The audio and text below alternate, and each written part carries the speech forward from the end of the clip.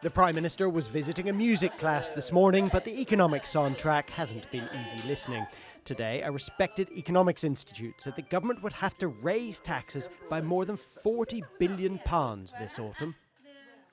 Some of the figures that have been put out are not figures that I recognise, but the budget won't be until later in the year, and that's why we'll have the forecast then, and we'll set out our plans. What's really important is that I'm very clear about our focus, which will be on living standards and making sure that people feel better off.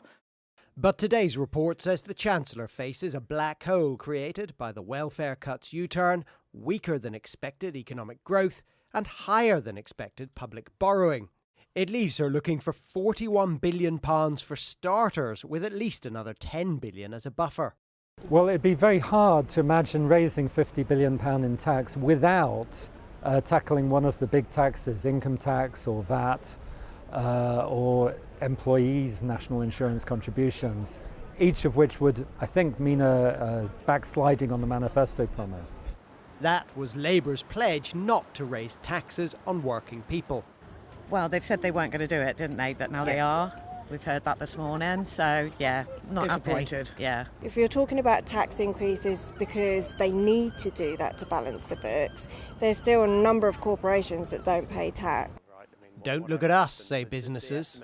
Chancellor's already put up taxes for businesses. Can business bear to pay any more? They're paying 30% of taxes in the UK at the moment from CBI analysis. That's been going up for the last 5 years as a proportion of the total. So no is the short answer to your question. They can't suffer any more tax, and the Chancellor knows that. The Tories claim the problem is of the government's own making. What do you think the Chancellor's got wrong?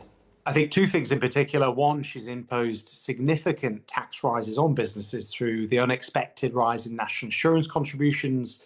But secondly, a massive bill in the Employment Rights Bill, which has imposed more regulation on businesses. Whenever Rachel Reeves next holds aloft her red box, it's likely to contain some very difficult news for an awful lot of people. Carl Dinnan, ITV News, Westminster. We can speak now to our economics editor, Joel Hills, who is outside the Treasury this lunchtime. Joel, tax rises are seemingly now inevitable. So how is the Chancellor going to do it? It's a very good question. Goodness knows where the money is going to come from. Labour fought the election last summer, let's remember, on a promise to improve public services and not to raise taxes for working people. At the time, many independent expert analysts said that this was a very unrealistic and unwise promise to be making. The state of the economy, the state of the government's finances made that so, but Labour persisted. Last October, the Chancellor did raise taxes. She did raise spending and borrowing as well in an attempt to revive economic growth. But what's interesting about what Lisa is saying today is that she's going to be back in the autumn. Not maybe, it is unavoidable in Lisa's view. Tax increases are inevitable in its words, and that actually the scale of the issue, the scale of the problem is such that the government will have to raise one of the big revenue raisers, either national insurance or VAT or income tax. It will inevitably